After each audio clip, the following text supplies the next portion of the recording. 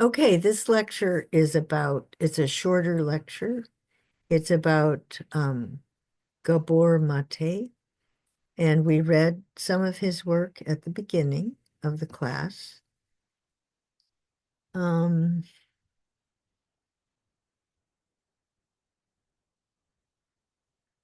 let's see. So it's the beginning of the class.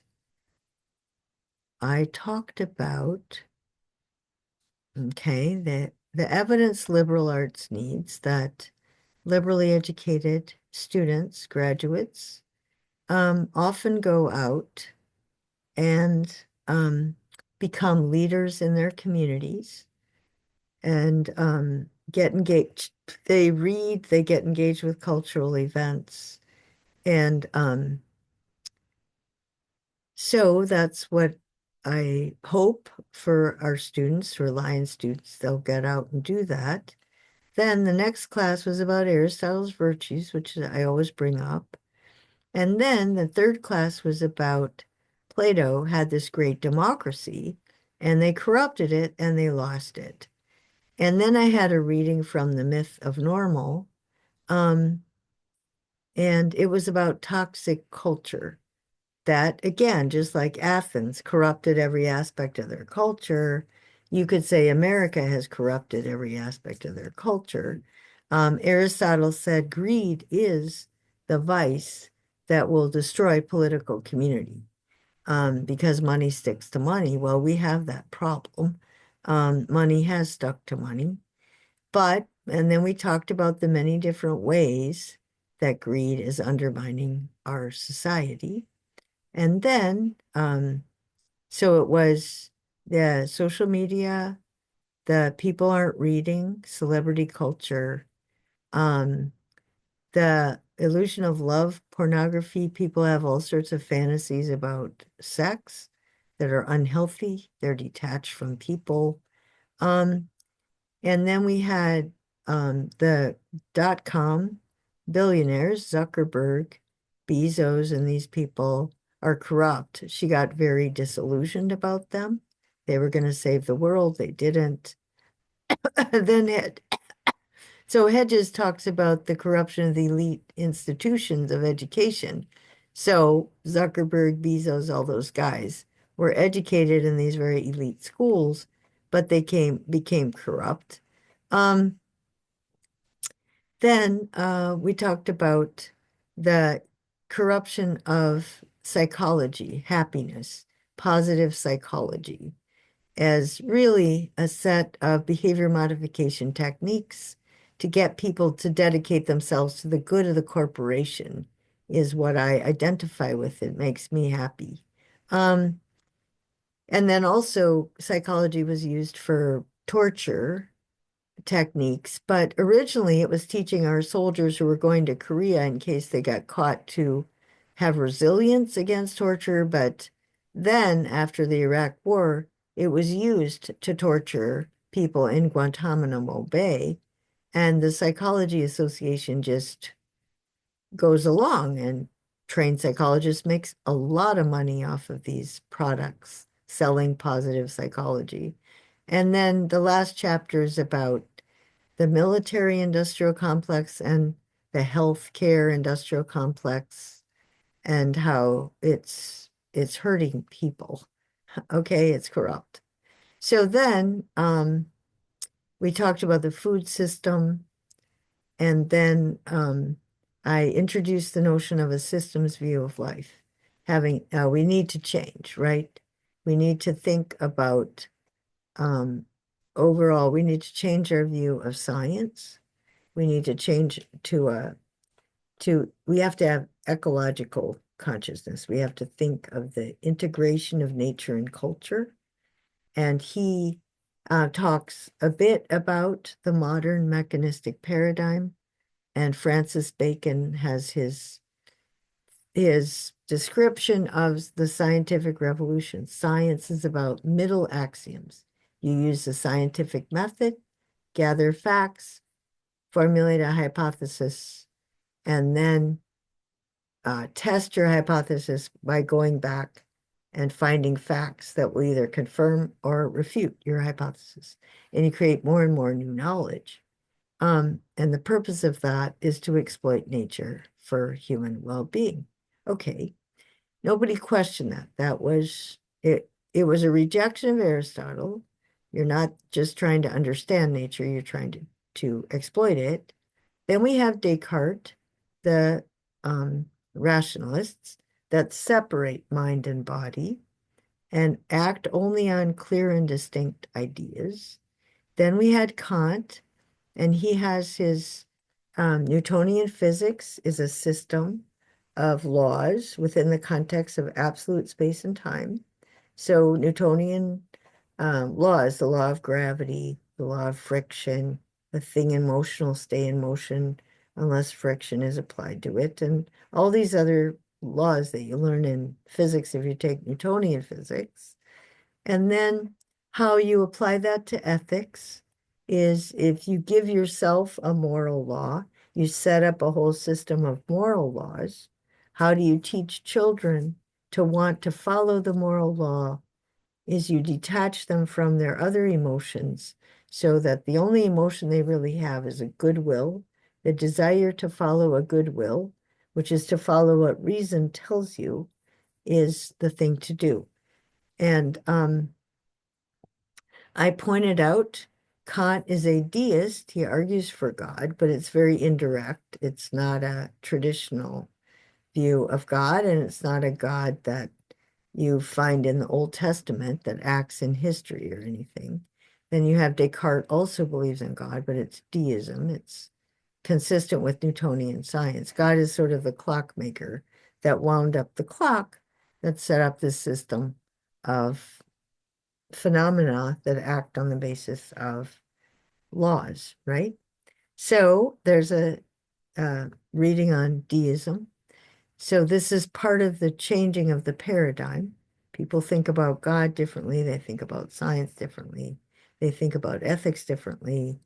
Then how these theories can go bad, right? They were originally the idea was we're going to create a whole new social world. People will act on the basis of the moral law, and they will treat each other well and will exploit nature so our material conditions will be better. And we don't have to think about the past anymore. We can create a new future. All right. So German child rearing practices was that the idea of blocking out all your other emotions to follow your duty. They really tortured their children. It was led to very um, cruel treatment of children, always with the idea that you don't have emotions, right?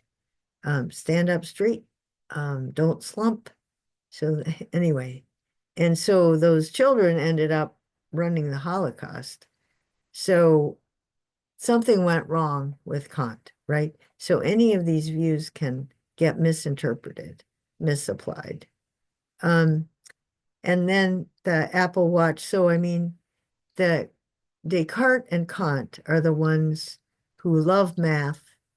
And then they were the originators of all these aspects of our culture that tap into people who are really good at math and then engineering and then constructing skyscrapers and imposing through their engineering knowledge, they impose these buildings onto the natural world, right? They just find out how to exploit natural resources, the mining of resources, and then they create all these products. And so Elon Musk and Peter Thiel, these are all people who are engineers. The world is run by engineers at the moment. But some of them are fossil fuel engineers, some of them are going green engineers, some of them are, all sorts of green tech. But technology, for better or worse, is running things. And Kant thought that people would use their knowledge for human well-being. And of course, that hasn't happened. Aristotle would say the intellectual virtues can be tied to virtue or vice. They aren't necessarily tied to anything. Then, so the Apple Watch and all the other stuff we have, the tech stuff, started out with this modern rationalist point of view. Then we had Locke and human rights, and he has a blank slate that we're conditioned. Everything we are is a matter of social conditioning, and how he understood religious toleration. You separate reason from, you act rationally in the secular world, and the faith is over here. Um, and then you had his view of human rights and political power, legitimate political power, and how you can identify leaders that are tyrants and you can legitimately rebel against them. So that's the US Declaration. It's very much influenced by Locke and the US founders today. What would they think of what we're doing? And if you take it literally versus if you know that the founders are progressive in their day, I think they would be progressive now. They would not want people to be quoting them from a different context. They would want to be cutting edge in our day, but people do quote from the past in order to stick to the past and not adapt to the next wave of change. Adam Smith talks about the economy, the capitalist economy that rose out of the notion of human rights, the minimal government intervention, and some issues we have today about whether that's actually true about people or whether people are by nature social and political, which is what Aristotle says. But Locke and Smith emphasize people as individuals. Then we had utilitarianism, um, a system of social engineering, maximizing happiness, avoiding pain, working on pleasure and pain. But then, if people are mature, according to John Stuart Mill, if they like the higher pleasures, then they can have a lot of freedom and live as they like. Nobody should interfere. Well, Jeremy Bentham thought, who are you to tell me what's higher pleasure? The equality of pleasures, and I should have maximum freedom to do what I like. So that's the world we have right now. So the quarrels between the Republicans and the Democrats tend to be the Democrats want interventions in the market and they want social programs, all of them that show that this maximizes overall happiness, where the Republicans tend to say, I have a right, I can do what I like, keep the government out of it. Those are these old ideologies way back from the Enlightenment, and nobody's adequately dealing with climate change because we have these dated paradigm. Then Karl Marx points out that this is that the Western view of rights is really just capitalism justifying capitalism, and his solution is to have an overthrow of capitalism by the workers and a temporary combining dictatorship of the workers. They will have all the political party and power and all the economic power, and then they will distribute it. Okay, well, that didn't happen, partly because you don't centralize power and expect people to give it away, but also partly because we transitioned from an industrial economy to a high-tech economy. And so Marx's view was that if we distribute power easily, everyone can work in a factory 30 hours a week, and then they can have a life. And that hasn't happened, right? We have the next wave of economic wealth, and we have to change the culture. All right, so Mattei is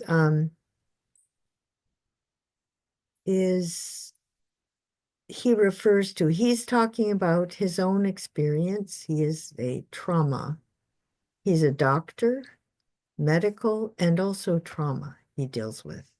And so again, as he said, the first class, we talked about Mattei. We read an excerpt. he talks about toxic culture. So this is a follow-up on how the Enlightenment paradigm and the way it's being applied is leading to a toxic culture or reinforces it. So this is, of course, ultimately on health. We are health obsessed, but lots of people making lots of money, but our health is getting worse. So what's going on, right? Um, there's a link between health and social and emotional contexts. We live in a toxic culture. So I've tried to show you how the Enlightenment and the way it got applied has led to this toxic culture. Um, so much of what passes for normal in our society is not neither healthy nor natural. We're sort of at war with our bodies and our minds, and other people are making money off of it. Um, our skewed idea of normality is the single biggest impediment to fostering a healthier world. So if you want, you can write a paper on that. If you're going to be concerned with healthcare, you can coach, your clients or advise your patients that they ought to change everything about what they think is normal in terms of eating and exercise and leisure time activities and ways that they can improve their overall quality of life. Um, the current medical paradigm reduces complex events to their biology, and that's what, we've been saying about scientific method, is that you're just looking at the physical. It also separates mind from body. That's Descartes and Kant. That's a problem. So then under capitalism, and he criticizes capitalism, um, it's more than an economic doctrine. It's a whole culture. It's a worldview. And that's what I've pointed out with John Locke and with the way that Bentham, Bentham's utilitarianism got linked to John Locke and Adam Smith's human rights. Okay, so the medical system buys into the prevailing ethic. So we've already read that. Um, you don't have to be a Marxist to talk about a class war. The rich are declaring war on everybody else. Capitalism is failing to produce what was promised, but it is delivering on inequality, pollution, unemployment, the degradation of value, okay?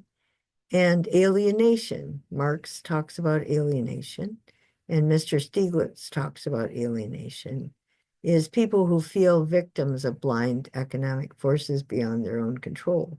And that's really what brought Trump into power, is that he took these grievances that working class people about how their lives are not getting better, and he blamed both the Democrats and the Republicans, which is partly legitimate, but he didn't solve the problem.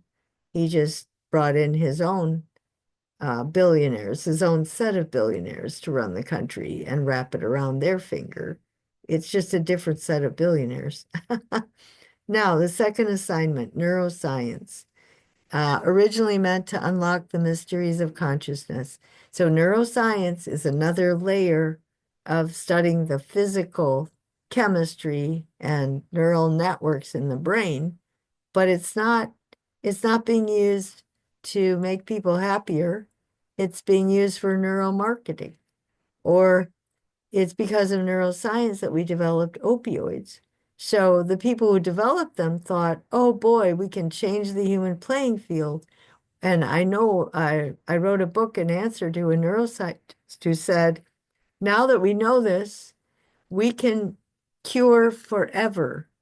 Forever. We can change the human playing field. We can socially engineer. We can cure people of pain. This was 20 years ago. He said, within 20 years, we can cure people of pain, depression, violence, and addiction. Well, that's not what happened. What happened is people are addicted to opioids, right? So he didn't understand the real consequences of discovering these drugs was that they would have to be very, very carefully monitored because people would want them and they would get addicted and there would be an underground. Some people would want to make money off of them. So he didn't understand at all what the consequences of neuroscience would be. They were the developing of opioids, but then opioids, we read a chapter on how that got corrupted by the medical profession. So, and he quotes Mr. Lustig about the difference between pleasure and contentment. Um, okay, and so they're reading each other's books and realizing that they're coming to the same conclusions, independently, because this is so pervasive in the culture. Um, okay. Again, it taps into the brainstem, it invades our consciousness, tries to hyperactivate the dopamine and endorphin functions of the brain, right? Getting us, it's the opposite of Aristotle's step back, be reflective, the mean between extremes. Um, Women and stress. Girls are given all sorts of overt and covert messages. Okay, this is important. How is it that girls are getting socialized in ways that is going to drive them crazy, and boys are getting socialized in ways that will drive them crazy, right? So girls are supposed to provide to men attention, affection, admiration, sympathy, sex, children, social, domestic, reproductive, and emotional labor, and a safe haven to nurture them, to make them feel secure, soothing them, comfort them. Masculine coded perks and privilege are his for the taking, right? This is what men deserve, earn. This is what it means to be a man. Power, prestige, rank, reputation, honor, hierarchical status, upward mobility, and the status that's conferred by having a high-ranking woman's love, loyalty, and devotion. Okay, the trouble is the reality is many women live in poverty, they're single mothers, racial discrimination, all these things that actually make life more stressful, combined with they aren't satisfying men, and giving them these feminine coded goods and services. Um, people aren't necessarily aware of patriarchy, and capitalism adapted it to its needs and economics. That's why women spend billions of dollars looking better, right? Botox, um, liposuction, breast implants, and makeup, of course, and hair and jewelry and all this stuff to satisfy her man, right? To get the male gaze. And so patriarchy and capitalism get linked together. Men also suffer from the taboo against vulnerability. They can't cry, be sad, grieve. They can't acknowledge they're limited. They can't, they have to fight, fight, fight to get power or money, or they're a failure. Combat veterans have to overcome that when they come home with PTSD, right? They're traumatized by war, but they're acting weak, they're not tough, but you know, it's fatal if they don't flush out, bring that to consciousness that they are grieving, that they're traumatized by war. Okay, so turn men into boys, you disconnect them from their emotions. Um, the guys who he treats people who are captains of industry who've done beautifully in the world, but they're horror stories in their personal lives. And so you don't hear a lot about Elon Musk's personal life or Bezos is divorced or uh Peter Thiel, right? They don't seem to have much of an emotional life. Elon Musk recently has gotten himself, pictures taken with his family, but he's never had anything to do with his family. His father, his relation to his father is totally toxic. Um, these were guys that detached themselves from emotions, and no problem. They didn't think there was anything wrong with that. Um, so it's the emotional resonance of how people speak and act, their way of being, that reveals their inner psychic life. And too many engineers are really heartless. They have no empathy. Um, People need to see the traumatic scars underneath people's extreme emotional reactions. It's trauma. It's not just, gee, you're overreacting. There's, you have cortisol in your system. It's triggering, right? And you have to figure out how it got there and how to flush it out. Um, so um, you have to bring into consciousness your traumatic childhood experiences. You have to, okay, so children that are exposed to trauma or they're treated in ways that are pretty authoritarian and violent, they tend to support authoritarian and aggressive policies, such as going to war, punitive laws, let's lock them up and throw away the key or like, give them capital punishment, because they were treated that sort of heartless way. So psychotherapy has to help them flush out that trauma and help them become more gentle, kind, forgiving, um, and humane, right? And then he quotes from a woman who I also quoted from a book about German child rearing practices and how inhumane they are. And it led to them, running the Holocaust. Okay, with our minds, we construct the world we live in. Neuroscience shows before our minds can create the world creates. So there is this dynamic between the brain stem, pleasure and fear, and it's sensitive, right? It's reacting to what's coming in, and then it starts creating a world. But some of those worlds are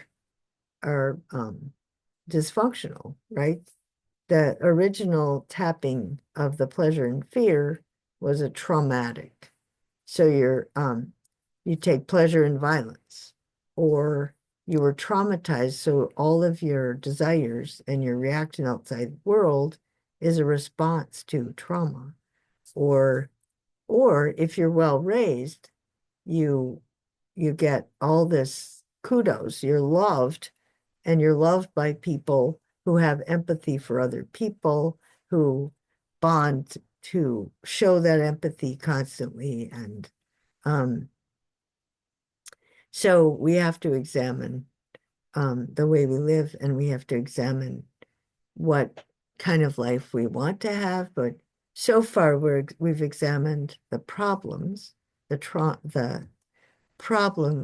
our current day culture, and then also how the theories of the Enlightenment, the people who created them really thought they were going to create this brave new world, and it's gone bad, right?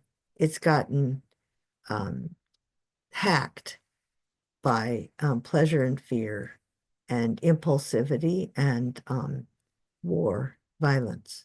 So in this post, you can reflect on all the ways the Enlightenment. So before the class, I mean, while you were reading these different ideologies in the Enlightenment, did you think that some of them you have absorbed?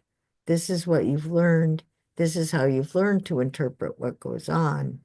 And now, when I present this as this needs to change, right? This is the old paradigm.